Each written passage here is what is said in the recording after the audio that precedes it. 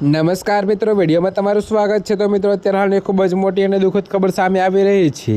ત્યારે મિત્રો તમને જણાવી દઈએ કે 65 કિમીની ઝડપે આવી રહ્યું છે તોફાન।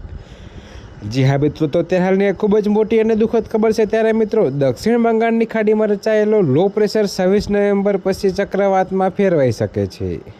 તો મિત્રો, અત્યારે હાલની આ ખૂબ જ મોટી અને દુઃખદ ખબર સામે મળી રહી છે। ત્યારે મિત્રો, આઈએમડીની આગાહી મુજબ તે તમિલનાડુ, આંધ્ર કિનારે કે ઉત્તર તરફ ઓડિશા, બાંગ્લાદેશ જઈ શકે છે। જોકે મિત્રો, 65-100 કિમી કલાકની ઝડપે પવન અને ભારેથી અતિભારે વરસાદની શક્યતા છે।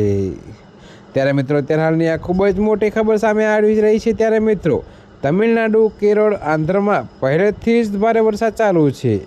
તો મંગળવારથી નવું લો પ્રેશર પણ સક્રિય થશે। ત્યારે મિત્રો, દરિયાકાંઠાના રાજ્યોમાં સતર્કતા જાહેર કરાઈ છે। તો મિત્રો, અત્યારે હાલ માટે આટલું જ। મળીશું નવી અપડેટ સાથે। અને જો તમને અમારા વિડીયો પસંદ આવતા હોય તો વિડીયોને લાઇક, કોમેન્ટ, શેર અને અમારી ચેનલને સબસ્ક્રાઈબ કરવાનું ભૂલતા નહીં મિત્રો।